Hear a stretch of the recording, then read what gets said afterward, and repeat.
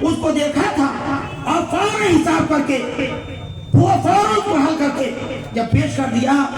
تو پروفیسر صاحب نے کہا تھا کہ میں نے جرمنی جا کر کے اپنے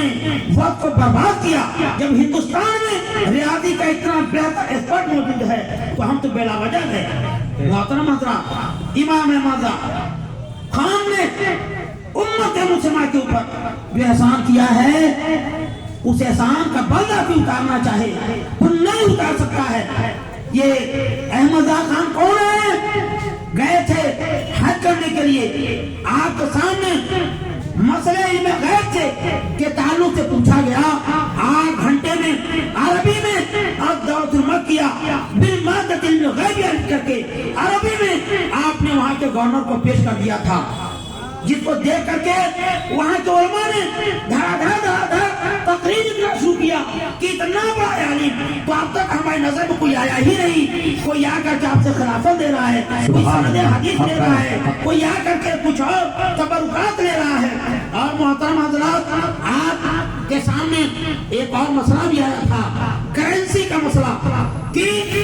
میرے آقا نے ارشاد فرمایا ہے تفاضل حرام ہے، جب دو چیزیں ایک جنس کی ہوں اس میں جو اضافہ ہوتا ہے وہ حرام ہوتا ہے۔ پیسہ یہاں کا بھی ہے، پیسہ نیپال کا بھی ہے، پیسہ عرب کا بھی ہے، پیسہ انگلینڈ کا بھی ہے، پیسہ امریکہ کا بھی ہے، کوئی ڈالر بولا جاتا ہے، کسی کو دینار بولا جاتا ہے، کسی کو ریال بولا جاتا ہے، وہاں کا 1 روپیہ ہے، یہاں کا 20 روپیہ ہو رہا ہے، کہیں کا 1 روپیہ ہے، یہاں 72 روپیہ ہو رہا ہے، کہیں 1 روپیہ ہے، یہاں 250 روپیہ ہو رہا ہے۔ جب پوچھا گیا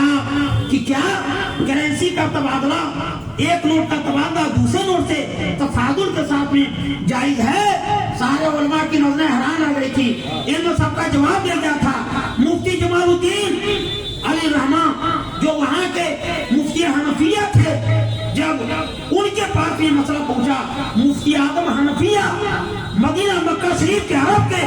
انہوں نے کہا العلم فی اعناق العلماء، علم علماء کی گردن میں گھس گیا ہے، مجھ کو اس کا کوئی جزیہ نہیں دکھائی دے رہا ہے۔ اعلیٰ حضرت جب گئے وہاں پر حج کے لیے، آپ کے سامنے مسئلہ پیش کیا گیا تھا، اس وقت وہاں پر جتنے بھی عرب کے علماء تھے سب آ کر کے آپ کی بارگاہ میں زانو ادب طے کرتے تھے۔ ایک بہت بڑے شافعی امام تھے، شافعی مفتی تھے، شافعی محدث تھے، بہت بڑے محدث تھے، وہ کہیں آتے جاتے نہیں تھے، علماء ان کی بارگاہ میں جا کر کے ان سے مسئلہ پوچھتے تھے، چاروں طرف وہاں پر ہنگامہ ہو گیا۔ ہندوستان کا